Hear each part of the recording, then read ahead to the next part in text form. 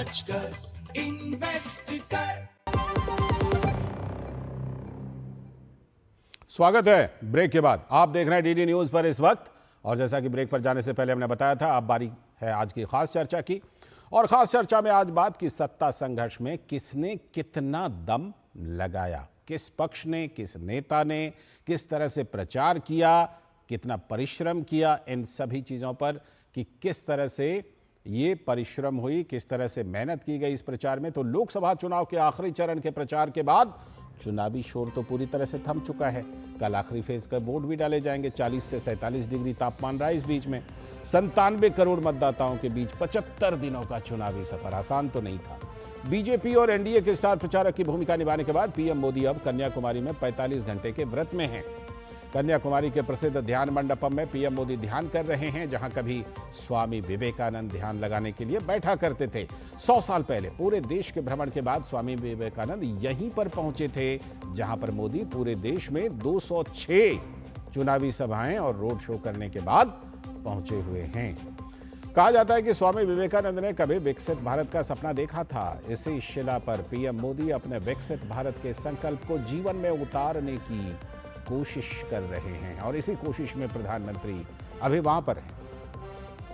तो लोकतंत्र के इस महान उत्सव को लगभग सभी पार्टियों ने पूरे जोश और उत्साह से मनाया, जो बहुत अच्छी बात कही जा सकती है भारतीय लोकतंत्र के लिए। चिलचिलाती धूप के बावजूद जनता भी, उसकी भी सराहना करनी होगी, जबरदस्त भागीदारी की जनता ने, सुनिश्चित की अपनी भागीदारी। तो भारत के लोकतंत्र की ये मिसाल तो शायद ही दुनिया में कहीं और देखने को मिले। लेकिन पिछले 10 वर्षों में पीएम मोदी के चुनावी जनसंपर्क ने जनता दर्शन रैलियों के जोश को 2 गुना कर दिया है, और इसीलिए लोगों की भागीदारी भी बढ़ती हुई दिखाई पड़ रही है। कहीं ना कहीं इसका असर है। 16 मार्च को चुनाव आयोग की घोषणा के बाद पूरे देश में पीएम मोदी ने 206 बड़ी रैलियां और 28 रोड शो किए हैं। 80 से ज्यादा इंटरव्यू भी दिए। दर्जनों इवेंट्स के जरिए लोगों में अपने 10 साल के रिपोर्ट कार्ड और चुनावी मुद्दे रखे। 2019 की बात कीजिए तो 68 दिनों का था वो चुनाव प्रचार, जिसमें पीएम मोदी ने 142 रैलियां की थी। इस बार 75 दिनों में 206 रैलियां की। स्टार प्रचारक के रूप में एनडीए में पीएम की उपस्थिति हर उम्मीदवार की पहली पसंद होती थी। उनको लगता था पीएम हमारे यहां जरूर आ जाएं एक बार। दूसरे दलों के लिए भी जनसंपर्क उतनी ही बड़ी चुनौती थी। राहुल गांधी ने भी 107 रैलियां और रोड शो किए हैं। प्रियंका गांधी वाड्रा की बात कीजिए, पार्टी अध्यक्ष मल्लिकार्जुन खड़गे, 100 से भी ज्यादा रैलियां इन लोगों ने भी की। तो सपा प्रमुख अखिलेश यादव ने 69 रैलियां और रोड शो किए हैं। और अरविंद केजरीवाल, बहुत कम दिन मिला था प्रचार के लिए, फिर भी 40 से ज्यादा रोड शो कर डाले और रैलियां भी बहुत सारी की। बीजेपी के स्टार प्रचारकों में अमित शाह, राजनाथ सिंह, जेपी नड्डा, योगी आदित्यनाथ ने देश भर में रैलियां और रोड शो किए। आरजेडी नेता तेजस्वी यादव की बात कीजिए, 200 रैलियों का उन्होंने दावा किया है कि हमने तो पूरे बिहार को छान लिया। वहीं नीतीश कुमार सहित बीजेपी के नेताओं ने भी बिहार में 500 से भी ज्यादा जनसभाओं को संबोधित किया। छोटी बड़ी इसमें सब शामिल हैं। अपनी अपनी जीत को लेकर हर पार्टी आश्वस्त होने का दावा तो कर रही है, लेकिन जनता का मन जीतने में आखिरकार सफल हुआ कौन है, ये तो 4 जून को पता चलेगा। ये देखना बाकी है।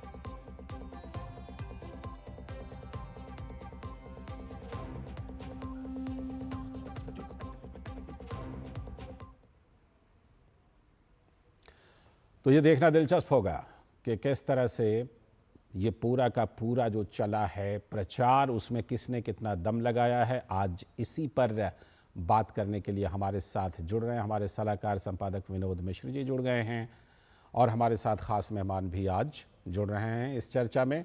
हमारे साथ जुड़ चुके हैं एसएन सिंह जी, भारतीय जनता पार्टी के प्रवक्ता, और हमारे साथ कांग्रेस की प्रवक्ता भी जुड़ रही हैं। बहुत बहुत स्वागत आप सभी का इस चर्चा में। मैं विनोद जी के जरिए शुरुआत कर लेता हूं, चर्चा को विस्तार देता हूं। विनोद जी, जिस तरह से कि ये पूरा का पूरा प्रचार चला 75 दिन, ये भी अपने आप में, हालांकि देखिए इससे भी ज़्यादा दिनों में चुनाव हुए हैं। जब आप शुरू में 1952 वगैरह के चुनाव की बात कीजिए तो उसमें तो कई महीने तक चुनाव चले थे, लेकिन फिर भी हाल में इतना लंबा चुनाव, ये मुझे लगता है कि सबसे लंबा चुनाव रहा है हाल में। जिस तरह से कि सभी ने परिश्रम की पराकाष्ठा की है, प्रधानमंत्री नरेंद्र मोदी ने की है तो विपक्षी नेताओं ने भी की है, लेकिन बात फिर वही कि कौन कितना लोगों को, किस तरह से लोगों के मन को छूने की कितनी कोशिश की है, लोगों के मन में क्या बिठा पाने में सफल हुए हैं, नतीजा 4 जून को आएगा। लेकिन फिलहाल हम ये बात कर सकते हैं कि किसने कैसा आउटरीच किया। लालचंद जी, अगर मैं आपकी रिपोर्ट से आऊं और अभी हम दिखा रहे थे और जो विजुअल हम देख रहे थे कन्याकुमारी का और प्राइम मिनिस्टर के मोदी का वहां के यात्रा में अपने इलेक्शन के पूरे जो जनसंपर्क अभियान था उसके बाद का, तो ये भारत में ही संभव है जी। ये अद्भुत भारत की जो एक अद्भुत छटा है वो हम देखते हैं कि इतने दिनों का ये 75 दिनों की इतनी बड़ी रैलियां, आप ये अंदाजा कर सकते हैं 40, 45, 50 डिग्री टेम्परेचर में, और उसके बाद वहां लाखों लोगों की भीड़, लाखों लोग सुनने के लिए आ रहे हैं अपने अपने नेता और अपने अपने नेताओं के भाषण को समझने के लिए आ रहे हैं, और ये एक जनता का दर्शन भी एक तरह से आप कहें तो नेताओं को भी मिल रहा है। बिल्कुल। तो इतनी बड़ी अपॉर्चुनिटी में आप इसको एक बड़ा संघर्ष कह सकते हैं कि लगभग सभी पार्टियों ने एक तरह से इसकी कवायद की है। लेकिन इसके साथ में जब आप पीएम मोदी को देखते हैं तो वो एक पड़ाव पे आके जब वो ठहरते हैं, और पिछली बार आपने देखा कि 2019 में वो केदारनाथ गए थे और लगभग इतने ही दिनों घंटे की वहाँ भी एक साधना में वो बैठे हुए थे केदारनाथ के उस गुफा में। और ये इस बार अगर पीएम मोदी कन्याकुमारी में है तो उसका भी कुछ न कुछ तो मतलब होगा। तो भारत की जो ज्ञान परंपरा और संत की परंपरा है, उस परंपरा में आप देखिए कि अध्यात्म और चिंतन का एक बहुत महत्वपूर्ण है। बिल्कुल। देश ने शायद कुछ सेकुलरिज्म के बहस में और कुछ अटपटे बहस में इन सब चीजों को लगभग एक बार भुला दिया था, जो 10 साल के बाद इस टेन्योर में हम आपको देखने को मिल रहा है। यह भारत की संस्कृति है कि केरल से निकला हुआ एक सन्यासी कभी पूरे चारों धाम 4 मठ का स्थापित करता है। उसके बाद अगर आप ये देखिए कि स्वामी विवेकानंद, बंगाल का एक युवक, किस तरह से उत्कृष्ट भारत का एक संकल्प लेके इस शिला पे जब वो बैठे थे 100 साल पहले, तो उनके मन में वही विकसित भारत का था। और वो विकसित भारत का जो सपना देखे थे, उसी शिला पे बैठ के जो पीएम मोदी 45 घंटे का जो ध्यान कर रहे हैं, प्रेरणा वही है विकसित भारत का, भव्य भारत का। तो ये सारी चीजें जब आप देखते हैं तो इस चुनाव की चर्चा के बीच में इसकी भी चर्चा है। कांग्रेस पार्टी अभी इलेक्शन कमीशन गई थी परसों की पीएम के इसका ये वहां पे जाने का मतलब प्रचार ही है। अब ममता बनर्जी का आपने देखा, अभी ममता बनर्जी ने किस तरह से इसके तरह रिएक्ट किया है। लगभग सभी पॉलिटिकल पार्टी इसको अपने अपने तरीके से रिएक्ट कर रही हैं। लेकिन जिनको भारत पता है, जिनको भारत का दर्शन पता है, वो इस बात से जरूर खुश हुए हो रहे होंगे कि विवेकानंद की इस स्मृति को अगर पीएम मोदी ने चुनाव के बाद 45 घंटे वहां साधना से फिर से जीवित किया है, तो ये भारत के लिए गर्व की बात है। बिल्कुल बिल्कुल, ये गर्व की बात है। और मुझे लगता है कि कांग्रेस के प्रवक्ता के पास मैं आकर के ज़रूर पूछूंगा कि भाई आपत्ति क्या है, कौन सी चीज़ का उल्लंघन हुआ है, क्यों आपत्ति है। लेकिन मैं एसएन सिंह जी के पास पहले चलता हूँ। आज एसएन सिंह जी, ये बात उठ रही है कि देखिए कहीं ना कहीं जो जिस तरह से भारतीय जनता पार्टी ने प्रचार किया, उसके बाद भारतीय जनता पार्टी लोगों तक पहुंचने की कोशिश में, प्रधानमंत्री की ये कोशिश है कि प्रधानमंत्री ने ऐलान कर दिया कि भाई कन्याकुमारी में जाकर के वो बैठेंगे, कन्याकुमारी में जाकर के ध्यान लगाएंगे। ये कहीं ना कहीं जिस तरह से आपने क्या विपक्ष को, जिसे कहते हैं कि अगर मैं क्रिकेट की भाषा में कहूं, गुगली लास्ट मिनट में फेंक देते हैं आप लोग, क्या जिससे विपक्ष को आपत्ति हो जाती है? देखिए लालचंद जी, ये कितना सनातन विरोधी विपक्ष है, कितना धर्म विरोधी विपक्ष है, इससे ही आप इस बात का अंदाजा लगा सकते हैं कि कोई अपने धार्मिक, कहीं नहीं लिखा हुआ कि आप धार्मिक अनुष्ठान मत करिए, धार्मिक यात्रा पर नहीं मत जाइए। आप जाइए, खुद तो मंदिर जाते नहीं है, अगर कोई मंदिर जाता तो उस पर सवाल उठाते हैं। आज अभी हमारे बड़े भाई मित्र ने विश्लेषक के तौर पे सारी बातों को कहा, चुनाव को लेकर भी चर्चा हुई और इसको भी हम जोड़ते हैं। देखिए पूरा चुनाव ही धर्म और अधर्म का रहा, और आज भी धर्म और अधर्म की बात हो रही है। जहां जहां धर्म की बात होती है वहां वहां लोग, भारत के लोग धर्म के साथ जुड़ जाते हैं। आप बताइए, हमारे यहाँ जब हनुमान जी लंका में भी जाते हैं तो कहा गया प्रवेश नगर कीजिए सब काजा, हृदय राग कौशलपुर राजा। हम किसी शुभ कार्य में जाते हैं तभी वक्रतुंड महाकाय सूर्यकोटि समप्रभ निर्विघ्नं कुरु मे देव सर्व कार्य। तो इस तरह की बहुत सारी बातों को करके हम जब आदरणीय प्रधानमंत्री जी, लगभग आपने ही बताया कि वो 75 दिनों में 206 रैलियां करते हैं और बहुत सारे जगहों पे वो 28 रोड शो करते हैं, 70-80 इंटरव्यू देने का कार्य करते हैं, परिश्रम करते हैं, विकसित भारत बनाने का संकल्प लेते हैं। तो जिस संकल्प के साथ आज आध्यात्मिक दौरा आदरणीय प्रधानमंत्री जी का शुरू हुआ है, वहां से जहां स्वामी विवेकानंद जी वो आध्यात्मिक दौरा शुरू किए थे, तो निश्चित तौर पे आज विपक्ष को घबराहट नहीं होनी चाहिए। लेकिन मैं फिर वही कहूंगा, वही धर्म और अधर्म की बात है। स्वयं अधर्म के रास्ते पे चलेंगे, प्रधानमंत्री जी को गाली देंगे, लव जिहाद चलाने की बात करेंगे, वोट जिहाद चलाने की बात कहेंगे, 70% हो गए, 30% वालों को मार के फेंकने की बात करेंगे, और कोई व्यक्ति 30 इससे भी सुंदर एक बात मान के चलिए, मैं लौटता हूं आपके पास और शक्ति 10 सेकंड और जी 10 सेकंड, बेशक बाद में समय मत दीजिएगा। एक बहुत बड़ी बात आपसे बताने जा रहा हूं। भारत में जब आप अलौकिक शक्तियों के पास जाते हैं, साधना केंद्रों में जाते हैं, किसी शक्ति केंद्र में जब आप जाते हैं, तो संपूर्ण भारत से एक साथ जुड़ जाते हैं। पूरा पश्चिम उत्तर दक्षिण में जितने रहने वाले लोग हैं वो सभी उन अलौकिक शक्तियों से जुड़ जाते हैं। यही भारत की सबसे अच्छी परंपरा है, यही भारत की अच्छी पहचान है, जिसको लेकर आज आदरणीय प्रधानमंत्री जी वहां गए। निश्चित तौर पर सबको कहीं ऐसा चुनाव आयोग या चुनाव मैं भी वही बात कह रहा था, यात्रा नहीं कर सकते, आप धर्म पे नहीं जा सकते। मैं वही बात कह रहा था, धर्म से भय किसको लगता है? अधर्म वाली शक्तियों को। जहाँ पूजा पाठ होगा वहाँ आसुरी शक्तियों सारिका सिंह जी के पास जाने दीजिए। तो मुझे लगता है कि कांग्रेस को भी किसी नाते भय लग रहा है, हमारे विपक्ष को भी। सारिका सिंह जी, सबसे पहली बात ये कि प्रधानमंत्री ने अगर ऐसा कुछ आध्यात्मिक शांति के लिए अपना फैसला किया, कौन सी चीजों का उन्होंने उल्लंघन किया जो आप लोग चुनाव आयोग तक पहुंच गए? एक तो ये जवाब दीजिएगा। दूसरी बात ये कि अगर ऐसा कुछ प्रधानमंत्री करते हैं, ऐसा ही कुछ इससे मिलता जुलता कुछ कांग्रेस के कोई नेता करें, विपक्ष के कोई नेता करें, किसने रोका है? कौन सा नियम रोकता है? मुझे बताइए सारिका सिंह जी।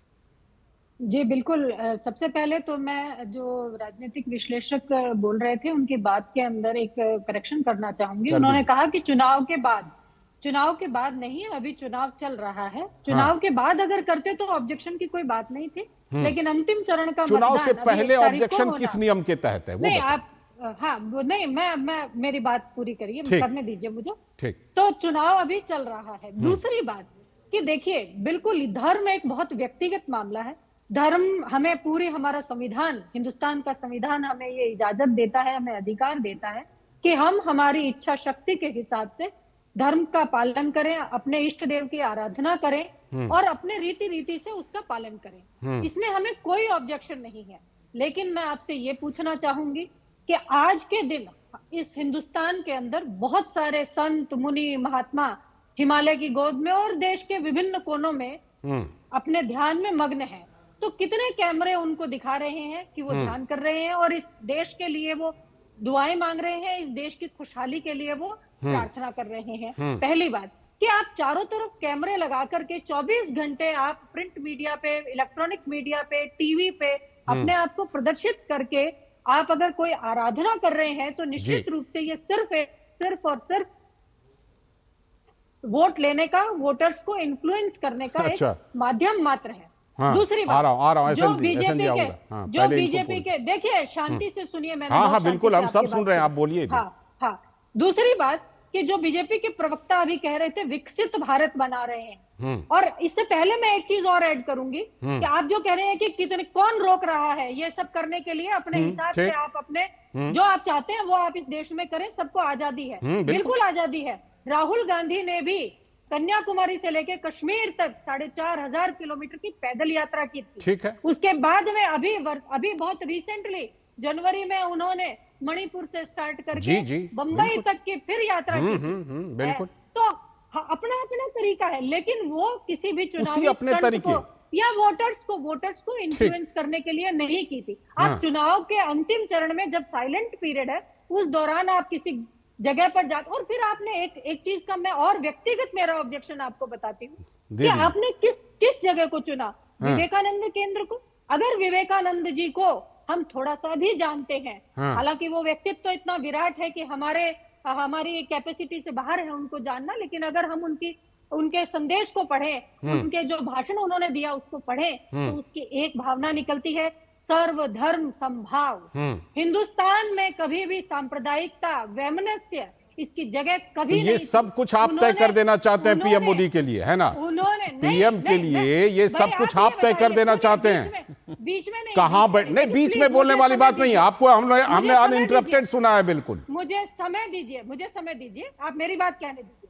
जी, देखिए, पूरी कीजिए, जब एक प्राइम मिनिस्टर 75 दिन के जब शुरू हुआ, 75 दिन का जो चुनावी संघर्ष ये चला, उसमें एक दिन जो 200 रैली आप बता रहे हैं, उसमें एक रैली ऐसी नहीं गई जब हमारे प्रधानमंत्री ने अपने भाषण में सांप्रदायिकता फैलाने का, वैमनस्य फैलाने का, चाहे वो कांग्रेस आपका आरक्षण ले लेगी, मुसलमानों को दे देगी, आपका मंगलसूत्र ले लेगी, मुसलमानों को दे देगी, आप इनके मैनिफेस्टो में मुस्लिम लीग की बू आती है, ये आपकी जगह ले लेंगे, ये आपके मंदिर पे बुलडोजर चला देंगे। ठीक है, इनका इस तरीके का भाषण जो व्यक्ति करता है, अब मुझे जवाब लेने दीजिए, जाकर के साइलेंट पीरियड में जाकर के वो ध्यान का ढोंग करता है, तो इस पर आपत्ति इस देश को होनी चाहिए। मुझे लगता है कई बातें जो आपने कही, हालांकि एसएन सिंह जी जवाब देंगे, ये बड़ा कहना आसान होता है कि धर्म व्यक्तिगत स्वतंत्रता का मामला या व्यक्तिगत प्रैक्टिस का मामला। इसी देश में ना धार्मिक प्रचार का बाकायदा अधिकार दिया हुआ है,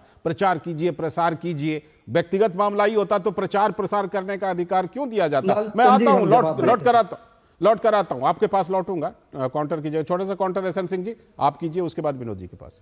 लालचंद जी, टीवी में बहुत कम समय होता है, मैं बहुत संक्षिप्त में जवाब देता हूं अपनी बहन का। पहले तो हम पे इल्जाम है कि चोर को क्यों चोर कहा, क्यों सही बात कही, काहे ने कुछ और कहा। इतना ही तो प्रधानमंत्री जी ने तो हर जगह बताने का कार्य किया और कुछ भी नहीं किया, शॉर्टकट में समझ जाएंगे। दूसरी 3 बातों का यहाँ जिक्र होगा। पहले इन्होंने कहा कि धर्म व्यक्तिगत आस्था का केंद्र होता है, वो क्या प्रधानमंत्री जी पर लागू नहीं होता है कि प्रधानमंत्री जी कहीं जाए। दूसरी बात, कांग्रेस के जितने बड़े नेता, राहुल गांधी जी, आदरणीय सोनिया जी, आदरणीय प्रियंका जी भी चुनाव के दौरान जिस दिन नॉमिनेशन राहुल जी का हो रहा था, क्या वो मंदिर या कहीं पे नहीं गए? जो गए उसके लिए प्रतिबंध लगा देना चाहिए। चुनाव के समय गए, चुनाव के बाद उनको मंदिर जाना चाहिए। या कांग्रेस के जितने बड़े नेता हो, दिग्विजय सिंह हो, कोई भी हो, वो अगर मंदिर गया है तो सब वो दिखावे का कार्य किए हैं। ये बार बार ऐसा क्यों करते? ठीक है, आपका पॉइंट आ गया।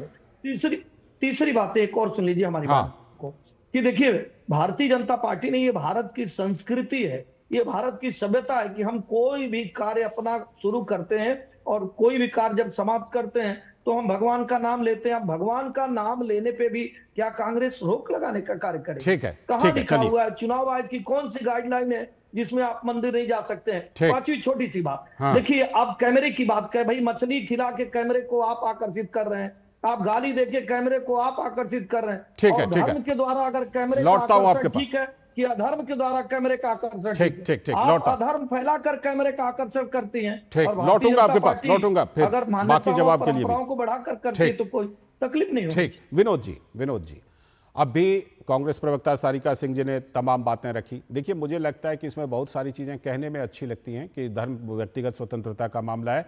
नहीं, हम जानते हैं कि धर्म के प्रचार का बाकायदा जो है ना अधिकार दिया गया। हमने ये भी देखा है बीच चुनाव में मस्जिदों से फतवे जारी किए गए पार्टियों के पक्ष में, प्रधानमंत्री के पक्ष में, कि इनके पक्ष में मतदान कीजिए। ये सब भी हमने इस देश में देखा है कि नहीं देखा है? ऐसे में विपक्ष की ये आपत्ति कहां ठहरती है? अगर प्रधानमंत्री अपने लिए कुछ फैसला निजी तौर पर लेते हैं कि मुझे वहां जाकर ध्यान लगाना है, तो विपक्ष की आपत्ति कहां ठहरती है? ये देखिए, दोनों प्रवक्ता विद्वान हैं। सारिका मैडम ने जो सवाल उठाया उसका जवाब तो अभी देने के लिए सिंह साहब काफी अपने सक्षम हैं जी। मुझे उसकी पैरवी नहीं करनी है। मेरा सवाल सिर्फ इतना ही था जो हम लोग अपनी इसमें आज डिस्कशन चाह रहे थे, सारिका मैडम आई हुई थी, तो वो सिंपल सी बात है कि जब आप कह रहे थे लाइट कैमरा एक्शन की बात, मैडम मैं याद दिला दूं कि जो डिफरेंट चैनल हैं यहाँ भारत में, चाहे वो दक्षिण के हों, उत्तर के हों, पूरब के, पश्चिम के हों, प्रिंट मीडिया हों, लगभग 80 पीएम मिनिस्टर मोदी का इंटरव्यू हुआ है। और इस दौर में राहुल गांधी ने सिर्फ एक इंटरव्यू दिया है, सिर्फ एक टिक टैक। किसने रोका था राहुल जी? किसने रोका था आपको? सारे टेलीविजन वाले, हम भी लाइन में लगे थे कि हमें भी इंटरव्यू मिल जाए। किसने रोका था? आप जिस तरह से प्रेस कॉन्फ्रेंस आप करते रहे, मल्लिकार्जुन खड़गे ने 50 प्रेस कॉन्फ्रेंस की है। अरविंद केजरीवाल, जिसको वीडियो संदेश कहते हैं, उसको पीसी का ही नाम देते हैं, देश के नाम संदेश देते हैं और प्रेस कॉन्फ्रेंस कह देते हैं उसको। तो इस तरह की चीजें मीडिया में हर कोई अपनी बात रखता है, लेकिन आप इस चीज को समझिए, इस चीज को समझने की जरूरत है। आप दोनों आरोप प्रत्यारोप की बात करेंगे, इस देश में महात्मा गांधी के बाद कोई भी एक जननायक के रूप में अगर आप देखते हैं जिसने जन आंदोलन को स्पिरिट किया है, तो महात्मा गांधी के बाद वो प्राइम मिनिस्टर मोदी है। बहुत बड़ी बात आप कह रहे हैं। स्वच्छ भारत अभियान की बात कही थी, तो उसमें सारे लोगों ने, देश ने स्वच्छ भारत करके दिखा दिया था।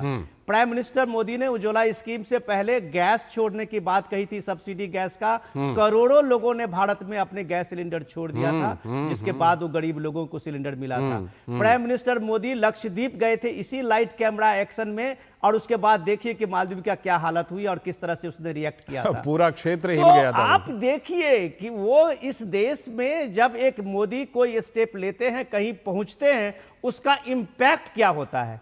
ये कांग्रेस एक बड़ी पार्टी है, देश की सबसे पुरानी पार्टी है। ये समझने की जरूरत है कि प्राइम मिनिस्टर मोदी के इस यात्रा के साथ एक ऑब्जेक्टिव भी होता है। स्वामी विवेकानंद के वहां 3 दिन रुकने और ध्यान करने की बात कुछ किताबों में होगी, लेकिन नई पीढ़ी के लिए यह चेतना की बात है, नई पीढ़ी के लिए एक आदर्श स्थापित करने की बात है कि प्राइम मिनिस्टर मोदी 75 दिन के पूरे सघन चुनाव प्रचार के बाद अगर कहीं जाते हैं तो वो विवेकानंद के उस मेमोरियल पे जाते हैं, उस जगह जाते हैं, ध्यान केंद्र पे जाते हैं कि जहां स्वामी विवेकानंद ने आत्मचिंतन किया था, विकसित भारत का एक तरह से सपना देखा था। सारिका सिंह जी, आप जो सवाल उठा रहे हैं, मैं ये कहूंगा कि ये सवाल अगर मान लीजिए धान रोपाई के वक्त आपका 4 कैमरा लाइट कैमरा एक्शन के साथ होता है, धान रोपाई करते हुए वीडियो शूट होता है, तो आप ये जब बात उठाते हैं तो क्या इस बात में दम आती है कि लाइट कैमरा एक्शन नहीं होना चाहिए, कैमरा नहीं होना चाहिए? दूसरी बात ये कि जब मस्जिदों से फतवे तक जो है चुनाव इलेक्शन में जारी करवा लिए गए इस देश में, उसके बाद ये सब चीजें ठहरती हैं, लोगों के मन में जगह बना पाएंगी? आपकी ये आपत्ति?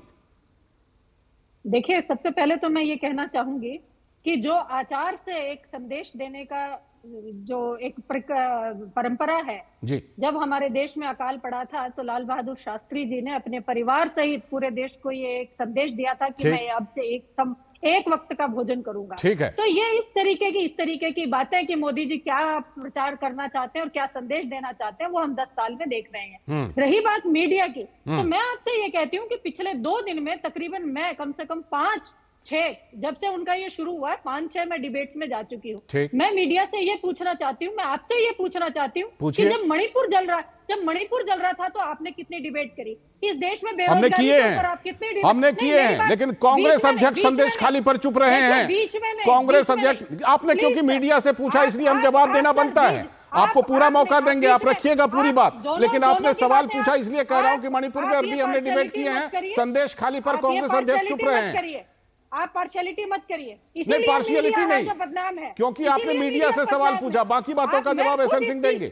मैं खुद इस चीज का गवाह हूं। लालचंद जी इतना कठोर सवाल एसएन सिंह जी आपके पास आऊंगा, लेकिन पहले सारिका जी की बात पूरी होने दीजिए। सारिका जी पूरी बात सुनिए। हाँ, तो अच्छा, इस देश का आज 70 करोड़ जो युवा है वो बेरोजगार है। मीडिया उसके ऊपर कितनी बात करता है? जंतर मंतर पर हमारी बहनें बैठी रही, मीडिया ने कितनी बार बात की?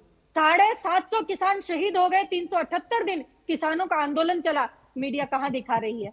रोज इस देश के अंदर हर तरह की घटना, कभी उन्नाव की घटना, कभी इतनी चीजें, कहां मीडिया गया? एक मोदी जी ध्यान केंद्र करने के लिए, और वो भी आचार संहिता का उल्लंघन करते हुए साइलेंट पीरियड के अंदर वो जाकर के कैमरे लेकर के 3000 सैनिक लेकर के, सुरक्षा कर्मी लेकर के वो वहां गए हैं।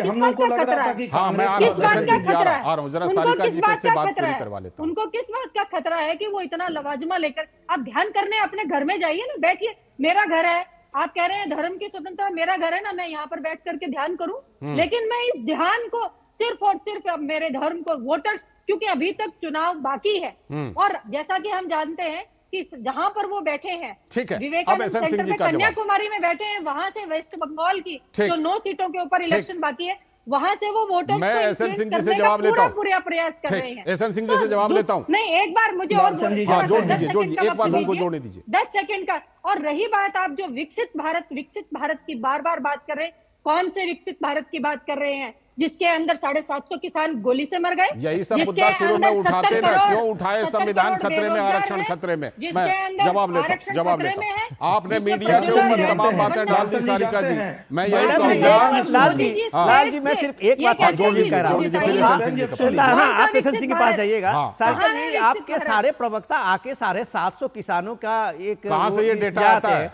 एक बार 750 किसानों का आप एक बार लिस्ट जारी कर दीजिए। मैं वही कह रहा हूं, डेटा कहां से आ गया? आप हर थाने में, पंजाब के थाने में एक एफआईआर करवा दीजिए, और आपको पता तब होगा कि ये 750 लिस्ट 3 साल से हम लोग सुन आपको रहे हैं, सारी 5 डिटेल्स किसान का AICC नाम के आप लोग पोर्टल नहीं पर दे मिल पाए आज जाएगी। तक। सही तो क्या बात। आपके आपको एजेंडे पे ये AICC के टेलीविजन पोर्टल चैनल पर- और सारे ठीक है, लोग काम ठीक है। करेंगे? एहसन सिंह जी, AICC के एहसन सिंह पोर्टल जी। पर आपको सारी एहसन सिंह सूचना जी। मिल जाएगी। अब सुन लीजिए आप देखिए। बहन जी सारिका जी सुनिए, सारिका जी आप जी, पढ़िए जी, देखिए जी, फिर देखिए जी। क्या हुआ लालचंद जी। हम लोग को लगता था कि कांग्रेस कुछ बदल गई है, कांग्रेस कुछ नए रूप में आएगी, लेकिन ये तो वही कांग्रेस है। भाई मीसा में सारे पत्रकारों को बंद कर देते हैं, अभी भी उनको लग रहा है कि हम सत्ता में। आज भी आप देखे होंगे बहुत सारे एंकरों पे प्रतिबंध लगा देते हैं, बहुत सारे चैनल पर प्रतिबंध लगा देते हैं। तो लालचंद जी, अहम और बहम का इलाज केवल जनता करती है, और मुझे लगता है अहम और बहम का इलाज जनता कर दी है। लालचंद जी, डिबेट में बार बार एक बात होती थी कि भगवान राम का भव्य मंदिर बनने से, जो भव्य राम का मंदिर आदरणीय प्रधानमंत्री जी के द्वारा बनाया गया है, जो विकसित भारत संकल्प यात्रा में भी सहयोग करेगा, ठीक है। भारत की संस्कृति को बढ़ाएगा, ठीक लोग है। कहते थे कि उसका कोई आप महत्व नहीं कांग्रेस पर रहेगा। इल्जाम लगा लालचंद रहे जी, हैं कि बड़ी कांग्रेस जिम्मेदारी कितनी से- सुधरी है। हाँ ठीक है, जल्दी लालचंद पूरी जी, कीजिए। बहुत जिम्मेदारी से एक बात कहूंगा। आज कह हमारी लीजिए, बहन कह ने स्वीकार लिया कि केवल और केवल ध्यान करने से पूरी कांग्रेस हाँ। आज पैदल और हाँ। उल्टे पैर चलना शुरू कर दी है। अच्छा, तो ठीक है, आप सोचिए, ठीक है, ठीक भव्य है, राम मंदिर ठीक बनने है। के बाद क्या परिणाम आ रहे होंगे, ये सब लोग जानते हैं, और 4 तारीख को परिणाम आ ठीक, जाएंगे। 4 तारीख का हम चौथी सभी इंतजार हमारी करते हैं। फिलहाल बहुत बहुत शुक्रिया। 4 तारीख को हम सब जुड़ेंगे, फिर करेंगे चर्चा। एहसन सिंह जी बहुत बहुत शुक्रिया, सारिका सिंह जी बहुत बहुत शुक्रिया, विनोद जी आपका भी बहुत बहुत शुक्रिया इस चर्चा में हिस्सा लेने के लिए। अभी वक्त है एक ब्रेक का, और ब्रेक के बाद बात करेंगे कि इस बार पंजाब का मुकाबला लंबे समय के बाद कैसा 4 कोने का हो गया है। घुटना, कंधा या कमर, चाहे जैसा हो दर्द, डॉक्टर ऑर्थो आपको देता है दर्द से पूरी आजादी। ये कोई टेम्पररी पेन किलर नहीं,